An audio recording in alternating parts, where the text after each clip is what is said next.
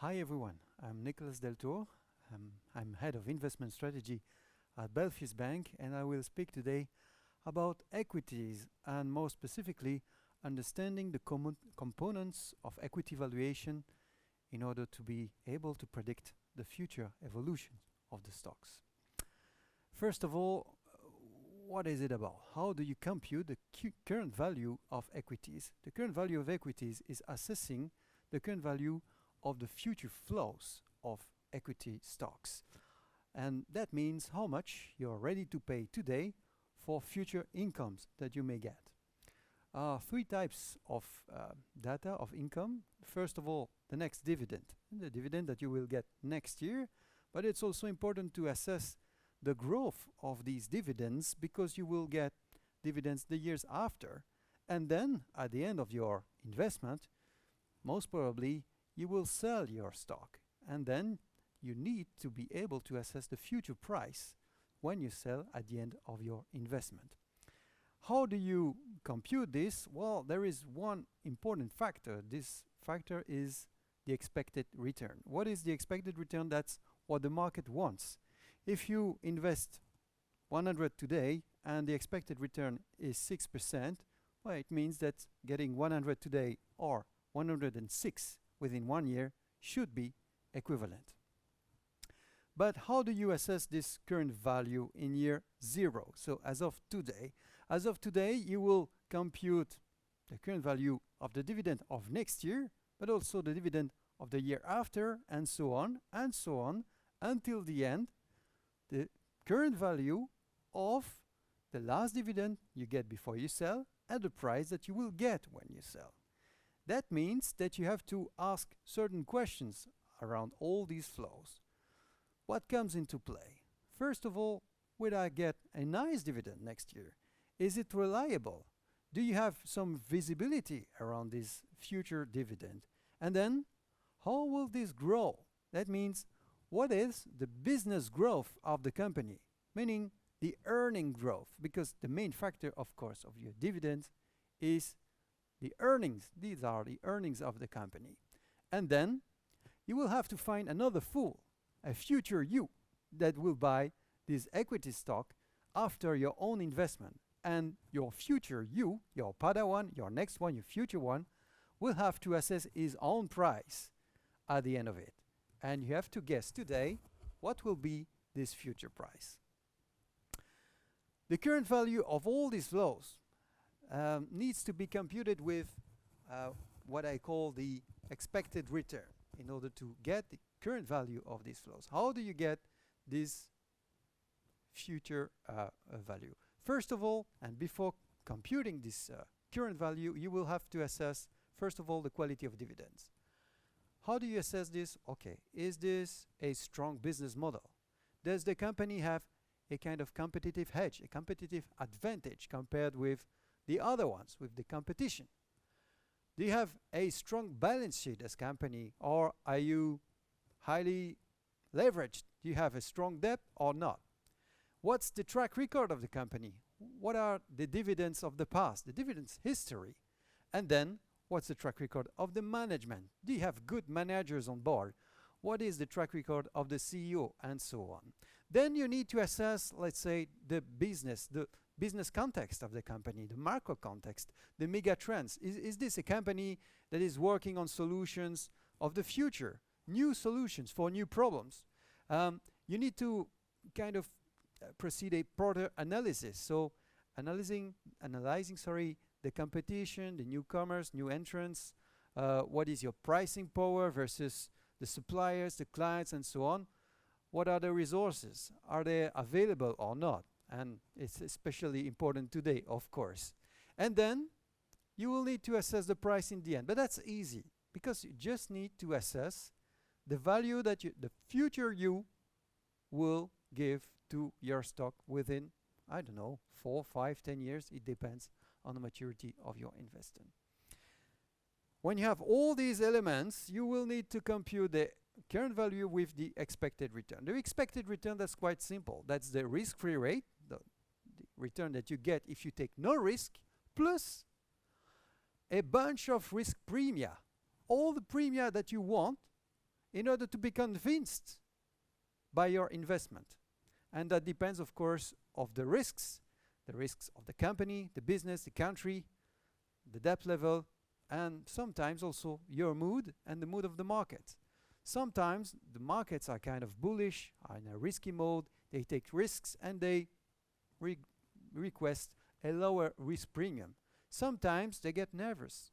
That's the case in this year, in 2022, because of course there is this war in Ukraine and so on, so they ask a higher risk premium. So of course they will be ready to pay less for the same kind of investment.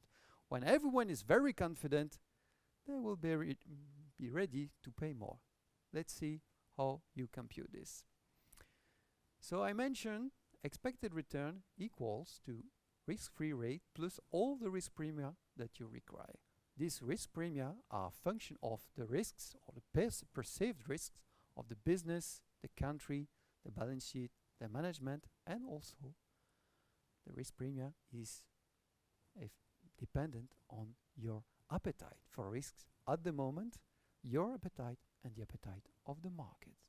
So that's kind of chicken and egg, of course, because you may say, okay, if everyone is bullish, you tend to be bullish as well. You tend to be nervous when everyone is nervous. The ideal, of course, is to be confident when all the rest is nervous, because that means that the market will give a higher risk premium while you just want a little one. But let's see in some charts later on. So I say that when you compute the current value, you need to compute the current value of the dividend of this year, the year after, and so on and so on.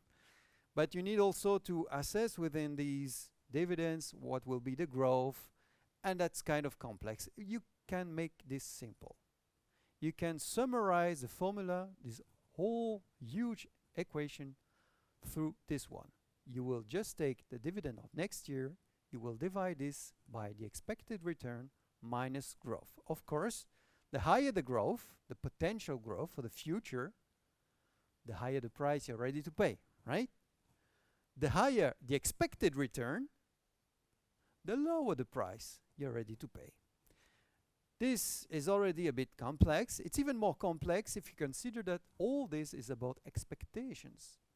You will have to expect what the market will request, and the market will request an expected return based on its own expectations.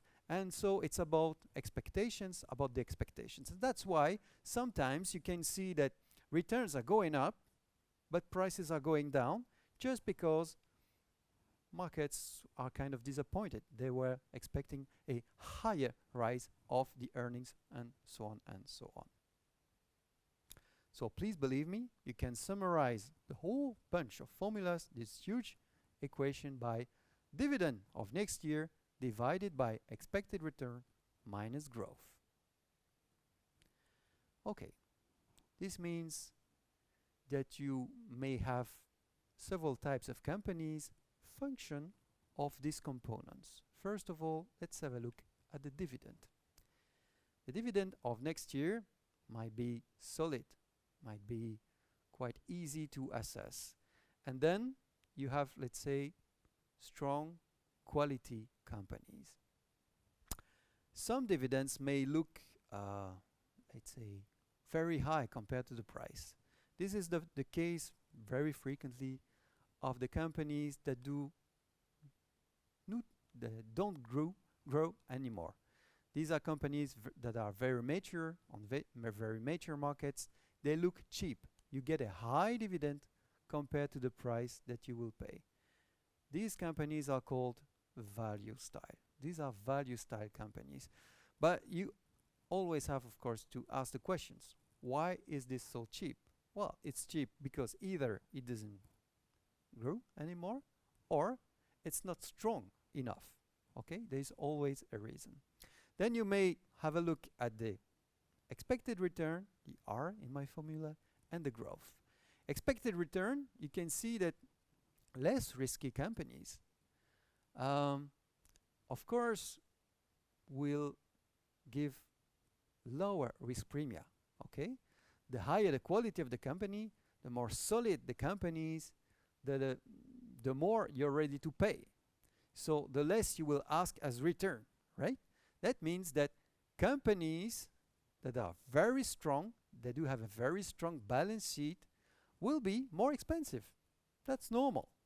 Okay? Example, you will be ready to pay more for, let's say, Nestle, a strong, very big company, than for, let's say, a biotech startup that will make profit, let's say, only within 5 or 10 years, right? That's normal.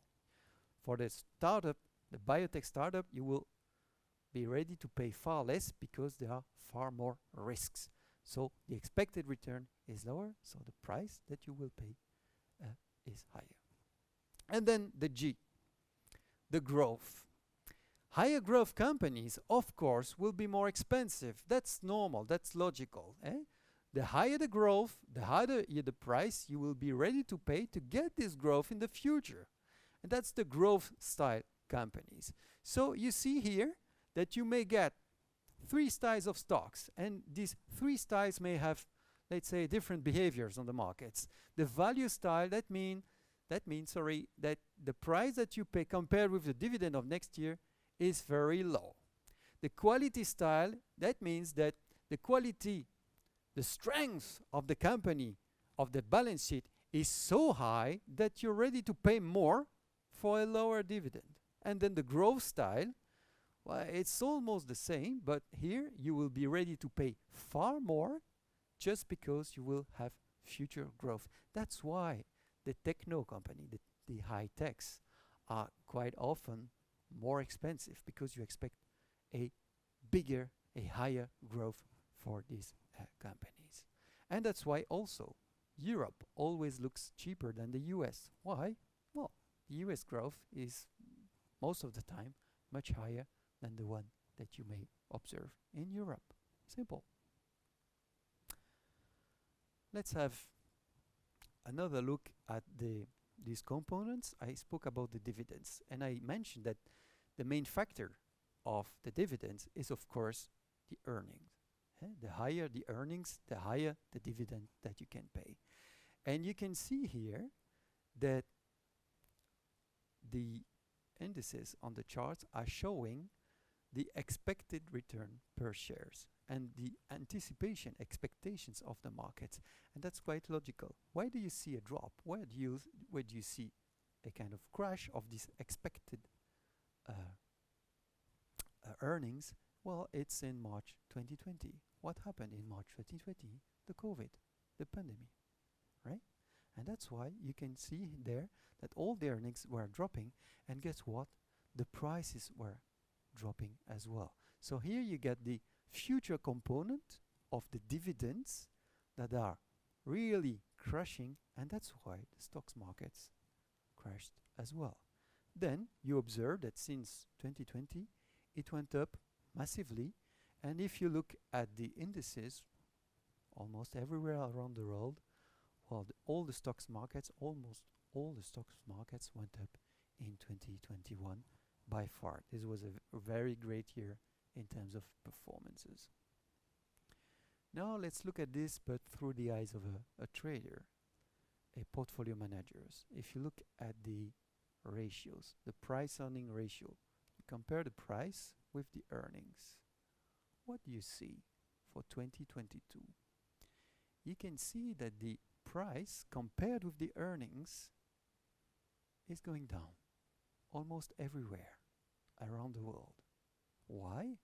Well, I don't have to remind you that in the very first weeks of 2022, something happened in Ukraine. The market became very nervous, especially in Europe. And that's why you can see that the chart on the Euro stocks is the one that is dropping the most, because the risk premium that you request for your investment is going up. Why is it going up? Because the risks are going up. The markets are becoming nervous. Everyone is scared about this war in Ukraine. That's the first point. Second point, due to this war in Ukraine, we had a new phenomenon, in Europe at least, that is called inflation. inflation went up since, let's say, December 2021. And this inflation means that interest rates are going up as well. If interest rates are going up, your risk-free rate is going up. That means that your expected return is going up. So you got two phenomena. First one, the risk premium is going up, and the expected return, even the risk-free component of the expected return, is going up. That's why, of course, the prices are going down. You are ready to pay less for the same company just because it seems more risky in your eyes and in the eyes of the markets, right? So this is the price-earning ratio, and that's why you can see that stock markets are much cheaper in the summer 2022 than in January, just because everyone is a bit more nervous. Let's have a look at, let's say, how this behaves in the US and in Europe. You can see that in the US, inflation, and in Europe as well, inflation is a component of, let's say, the return. But what happened much more is that the earnings, you can see that the earnings, especially in June 2022, the earnings went up, and that's why let's say the stock markets in the US were a little bit stronger than in Europe. In Europe, you can see that in the end, the expected growth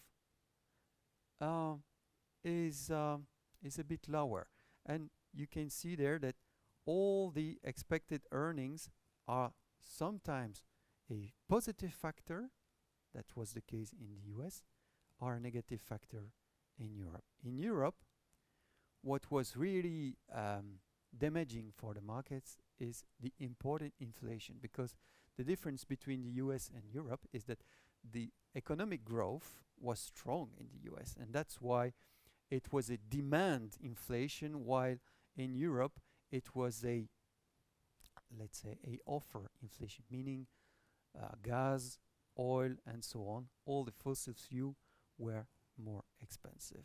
But if this is too complex, please forget it, but have a deeper look at this one. The price earnings compared with their historical averages. And again, let's have a look at different regions around the world. You can see that if you look at the